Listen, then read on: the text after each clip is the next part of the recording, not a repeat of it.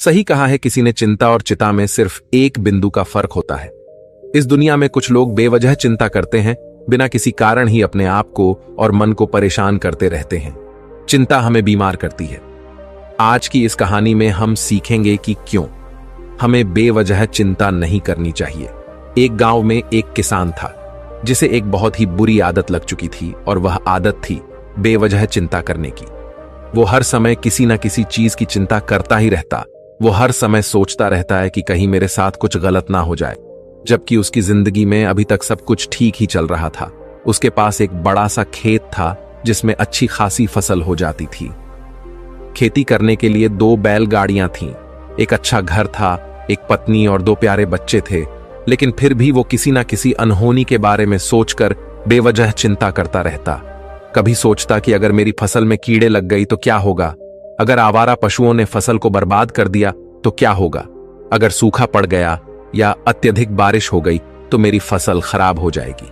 ऐसे ही वो भविष्य की अन्य बातों के बारे में सोचकर बेवजह चिंता में डूब रहा था, जैसे कि कहीं खेती के समय मेरे बैल बीमार ना पड़ जाए, मेरे बच्चों का भविष्य कैसा होगा, कहीं बुढ़ापे में मुझे कोई बड़ी बीमारी ना हो जाए, मेरे बच्चे बुढ़ापे में मेरा ख्याल रखेंगे भी या नहीं, वगैरह वगैरह।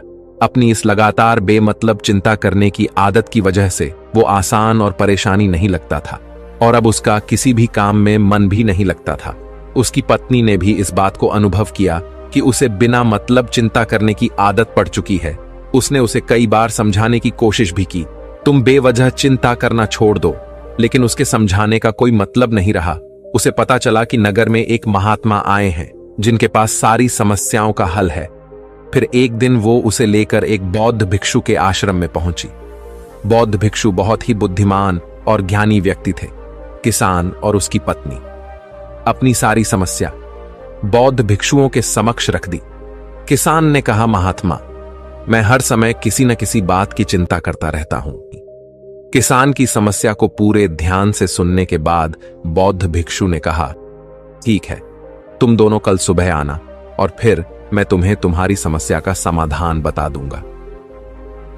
अगली सुबह जब किसान और उसकी पत्नी बौद्ध भिक्षु के आश्रम में पहुंचते हैं तो देखते हैं कि बौद्ध भिक्षु बहुत ही चिंतित अवस्था में जमीन पर पालथी मारकर बैठे हुए हैं और उनके सामने एक दूध से भरा गिलास रखा हुआ है। बौद्ध भिक्षु बार बार उस दूध के गिलास की तरफ देख रहे हैं और फिर कभी अपना हाथ अपने सिर पर रखते तो कभी जमीन पर वो बहुत ही चिंतित और बेचैन दिखाई पड़ते थे। ये देखकर किसान ने पूछा, महात्मा, आप इतने परेशान क्यों लग रहे हैं? आपके समक्ष दूध रखा है, आप इसे पी क्यों नहीं लेते? महात्मा बोले, मुझे चिंता हो रही है कि कहीं इस दूध को बिल्ली ना पी जाए है। मैं तो यही सोच रहा हूं कि अगर ये दूध खराब हो गया या कोई गंदी चीज इस पे पहुंच गया तो फिर क्या होगा? इतना सुनकर किसान जोर जोर से हंसने लगा। किसान ने हंसते हुए कहा, महात्मा, इसमें इतनी चिंता करने वाली कौन सी बात है? ये दूध ही तो है। अगर इसे बिल्ली ने गिरा दिया, ये खराब हो गया या फिर किसी ने इसे पी लिया तो क्या हो गया? ये आपको दोबारा मिल जाएगा, और वैसे भी आपका चिंता करना व्यर्थ है, क्योंकि ना तो अभी इसे बिल्ली ने गिराया है, ना ही खराब हुआ है, और ना ही अभी इसे किसी ने पिया है, और हो सकता है कि भविष्य में ऐसा हो भी न। किसान के मुंह से ये बातें सुनकर बौद्ध भिक्षु मुस्कुराए और बोले, मैं भी तो तुम्हें ही यही समझाने का प्रयास कर रहा हूं कि भविष्य की उन घटनाओं की चिंता करना व्यर्थ है जो अभी हमारे साथ हुई ही नहीं, और बहुत बड़ी संभावना है कि वो कभी होगी भी नहीं, और अगर हो भी गई तो जिस चीज को तुम्हें एक बार हासिल कर सकते हो उसे तुम दोबारा भी हासिल कर सकते हो, और अगर नहीं कर पाए तो कोई बात नहीं, क्योंकि समस्याओं के आने के साथ ही उन समस्याओं का सामना करने की हिम्मत भी अपने आप ही आ जाती है। ये बातें सुनने के बाद किसान को लगा जैसे किसी ने उसके गाल पर एक थप्पड़ मारकर उसे नींद से जगा दिया हो।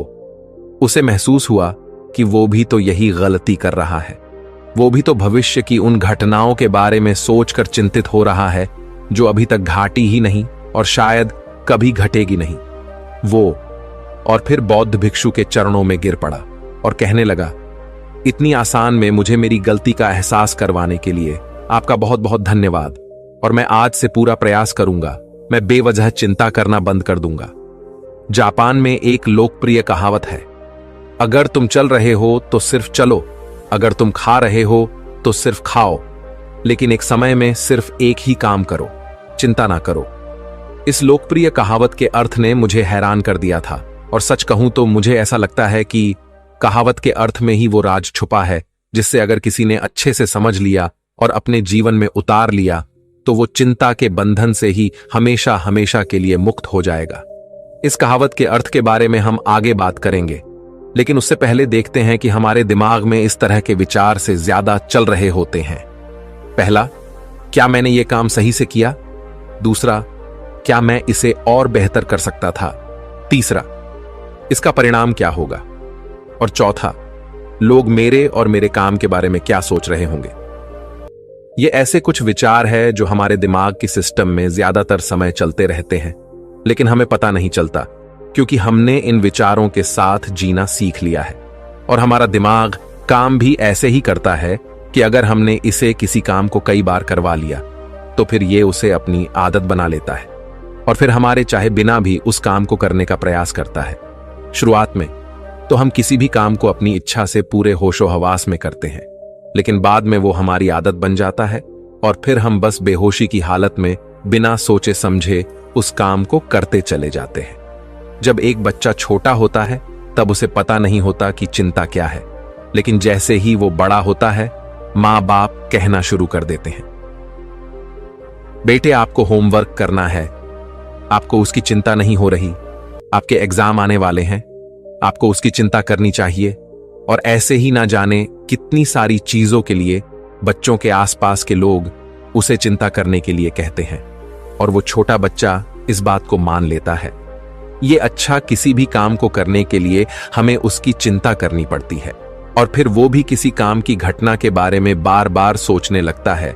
शुरुआत में तो वो ये काम जानबूझकर करता है, लेकिन धीरे धीरे उसका मन इसे अपनी आदत बना लेता है, और फिर ना चाहते हुए भी उसका मन एक ही विचार के बारे में बार बार सोचता रहता है, और फिर वो अपनी पूरी जिंदगी चिंता के इस जाल में फंस कर रह जाता है।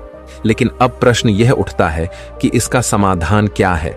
तो इसका समाधान है ऊपर बताई गई जिन कहावत का अर्थ यानी जागरूकता। हमें अपने विचारों के प्रति जागरूक होना पड़ेगा।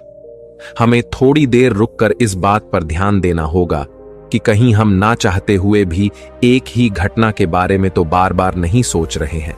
हमें पूरी जागरूकता के साथ ये देखने का प्रयास करना होगा कि पूरे दिन हमारे अंदर इस तरह के विचार उठते रहते हैं। अब आप पूछ सकते हैं, केवल जागरूकता क्या करेगी? मैं कहता हूं, या काफी है?